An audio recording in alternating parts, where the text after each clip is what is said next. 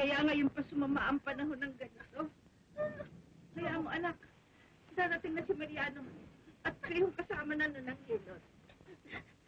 Tagal-tagal naman tao. Darating na yun.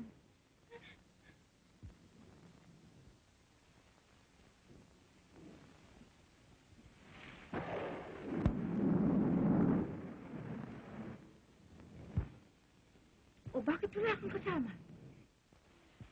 Hindi ko inabot si Manang Sela. Anong gagawin natin ngayon? O paano ngayon ang asawa mo? Paano si Josepa? Ang anak ko? Mariano!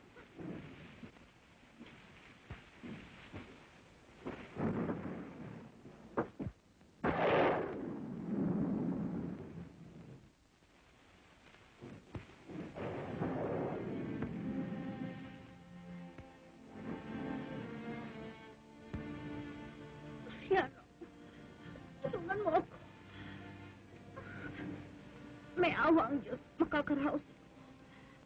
Josepa, alam mo namang wala akong kamalay-malay sa bagay na yan. Anong gagawin ko? Ang inang na lamang tatawagin ko. Ito ang gusto ko. Ikaw na lang ang walang panahon.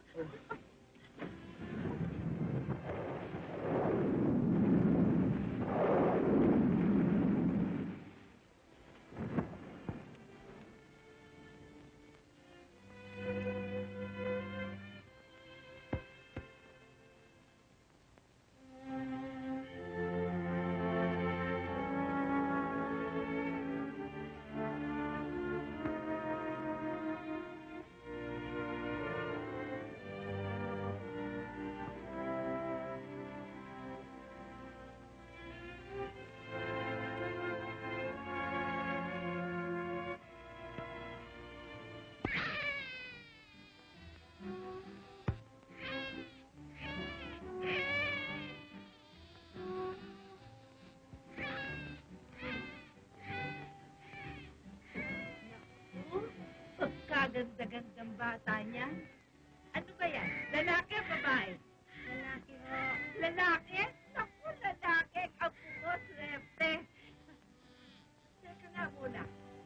Ba ang ating ipangangalan yan, ha? Yung maganda.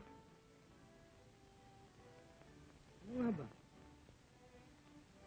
Ferdinand! Ferdinand!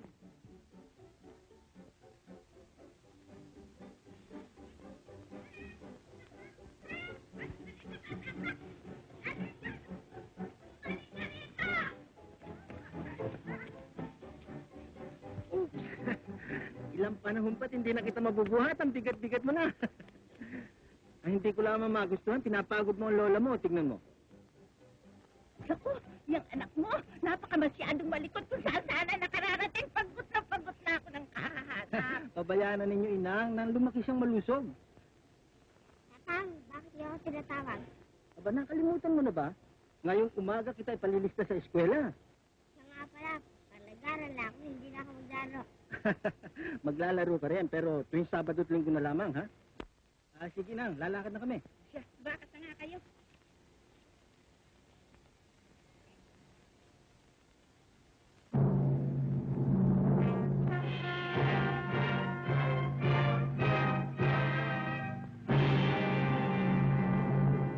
Mapapalad ang mga mapagpakong babang loob sapagkat kanila ang kaharian ng langit.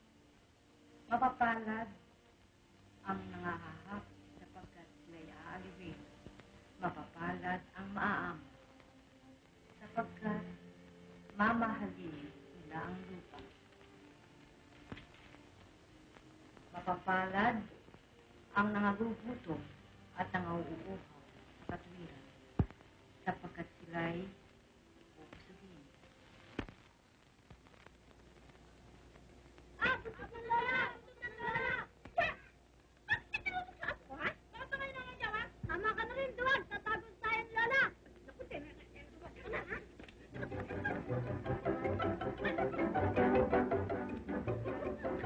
Mariano! Bakit ina?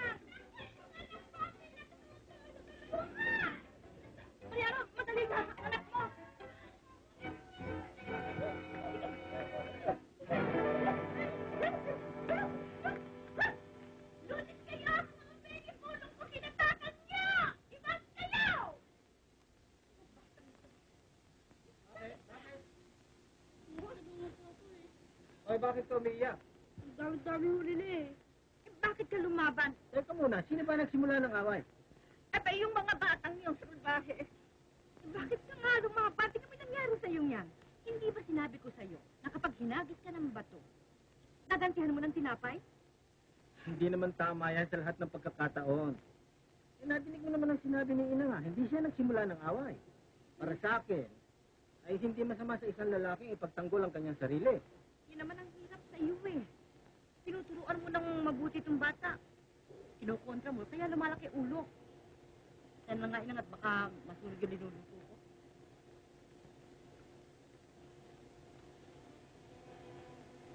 Halika, Beth. Halika. Mag-uusap tayo ng lalaki sa lalaki. Alam mo, hindi ko pinipintasan ang ginawa mo. Ang hindi ko lamang nagustuhan, umiyak ka. Ito ang tatandaan mo, Fer. Ang isang lalaki ay hindi umiiyak ng walang matinding dahilan. Naintindihan mo? Opo, tatay.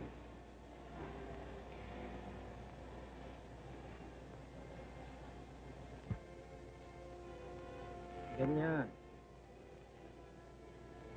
Dapat mong malam na ang mga babae lamang ang hindi marunong magtiis ng sakit. Ang luha ay kahinaan. Hindi ko na ibig na makikita sa iyo ang uli, ha? Tara.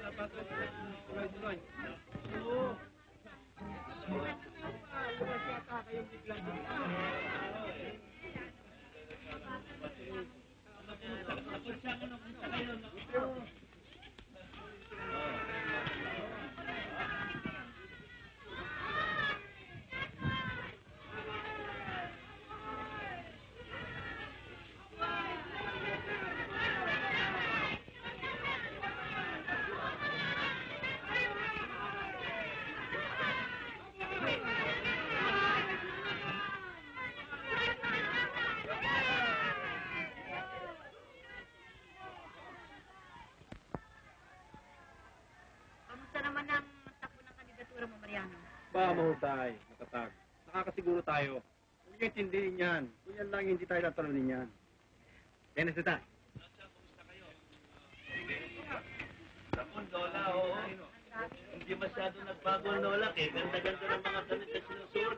Alam niyan, talagang hindi kayo masyadong naman ang tatang ang mananalo. Hindi, nasa taong bayan yan. Inang, mabuti pa sabihin mo na sa lolang kailangan natin. Eh, sige na ngayon na, ibig ko malaman. Eh, ano, di ko para kung wala siya, hindi mayanda niya kailangan natin. Nakakahiyan ang bata. Ano ba? Eh, kung ano eh, matrikula ko sa eskwela eh. Matrikula? Oo. Uy, hindi mo honor ka. Bakit sumama? Abang lola naman, hindi ko mo honor student ako eh. Ba, kailangan tayo magbayad din sa eskwela. Eh, siya. Mamaya na natin pag-usapan. Makakain muna. Naku, bayad ng lola ko talaga. Ito nga ho, gutom na si Pacific ko eh. Ako na naman dinay lang to. At tayo kumain ng lahat. Halika kayo lahat. Halika tayo. Halika, pagbigyan natin. Nakakasiguro na tayo eh. Kaya lamang natin sa kanila eh. Ayan, pumili kayo ng inyong kwenta. Sige na, kaya kayo. Julio! Julio!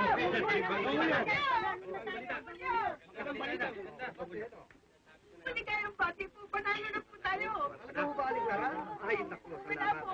Ay, wait, Alam niyo, Don Julio, ito na yata ang pinakamaikpit na labanan dito sa Ilocos.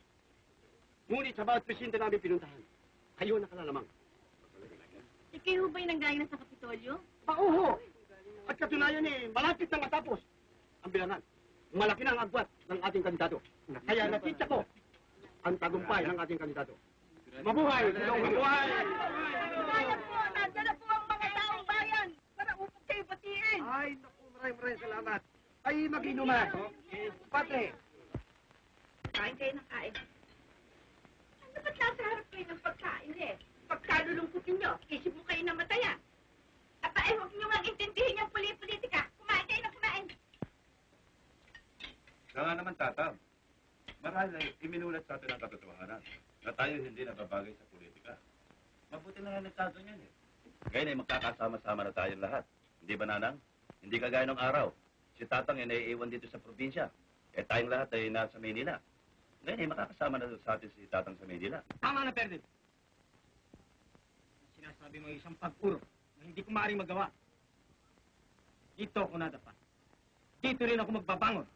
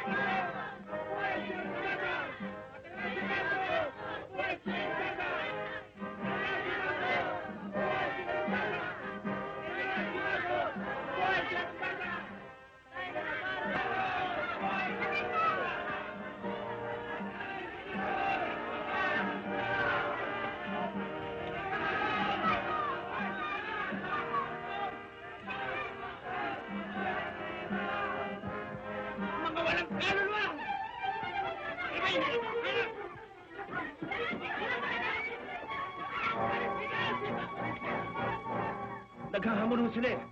Pakilala natin sa kanila na tayo hindi magatuwag. Wala na naman sa pintuan ito. Bakit mo kaming nahadlaman? Ang ibig ko sabihin ay magsawalang kibul na lamang tayo. Palampasin na natin ang kanilang insultong ito. Yan ang narapat natin gawin, Mama. Huminahon kayo. Kung huminahon, titingin-tingin lamang ba tayo rito para pagtawaran ang buong bayan? Hindi mahalaga sa akin. Ang sasabihin ng sino man. Ang hindi ko mapapayagan. Kayong padala kayo sa kanilang pakilis.